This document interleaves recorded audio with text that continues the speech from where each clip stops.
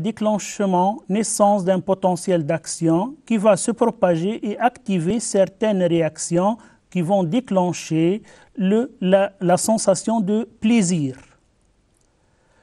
Après sa fixation et l'apparition de certaines de ces réactions, la dopamine est recapturée. Elle va être réabsorbée par le neurone dopaminergique. Revenons au schéma qui montre les étapes. Donc ici, l'arrivée d'un potentiel d'action au neurone dopaminergique va provoquer, après l'ouverture des canaux voltage dépendants à CA2+, libération du neurotransmetteur, la dopamine. Donc, ensuite, de fixation de la dopamine sur les sites spécifiques localisés au niveau de la membrane postsynaptique. La fixation va créer un potentiel postsynaptique. Si ce potentiel postsynaptique atteint le seuil, naissance d'un potentiel d'action qui va se propager et déclenche des réactions biochimiques. Ces réactions vont durer un certain temps. Ensuite, la dopamine est recapturée par une protéine transporteur et revient à l'élément présynaptique qui est le neurone dopaminergique. Maintenant, au moment où l'individu consomme la cocaïne comme drogue, il y a toujours, puisque l'individu a besoin d'une sensation de plaisir, il y a libération de la dopamine, fixation de la dopamine, création de réactions biochimiques, mais la cocaïne va occuper le transporteur qui est responsable de la recapture. Donc il va bloquer le transporteur et par conséquent empêche la dopamine de revenir, d'être à l'élément présynaptique. C'est-à-dire la cocaïne qui occupe ce transporteur empêche la recapture ou la réabsorption de la dopamine. Donc examinons ensemble ce mécanisme.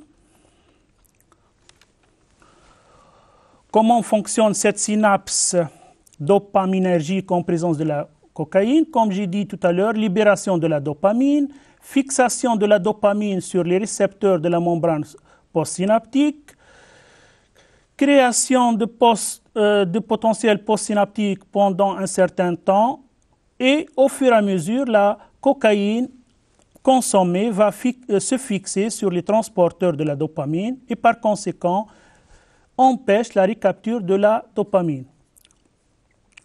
La présence de la dopamine au niveau de ces récepteurs va permettre aux réactions biochimiques de se dérouler d'une manière prolongée et permet à l'individu, au toxicomane, une sensation de plaisir et d'euphorie.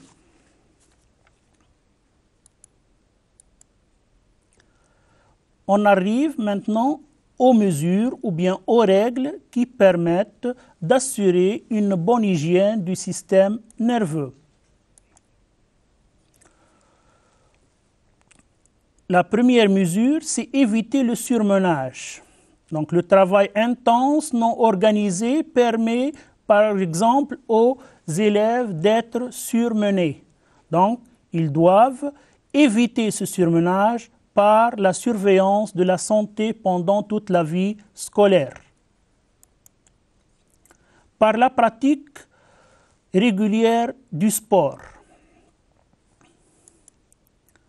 Par un sommeil régulier et suffisant. Donc le sommeil régulier et suffisant permet à l'organisme d'accomplir ses activités convenablement. En évitant le plus possible les bruits, les lumières vives, les vibrations des villes agitées. Comment?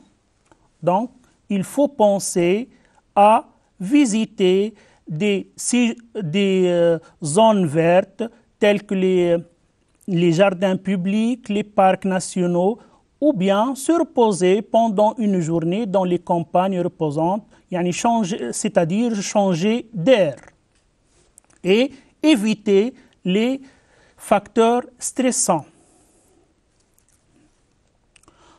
D'autre part, les règles d'hygiène consistent à éviter de consommer toutes sortes de drogues telles que l'alcool, le tabac et la cocaïne et l'usage abusif des médicaments. Et on a vu tout à l'heure que toutes ces drogues ont des effets néfastes sur notre organisme.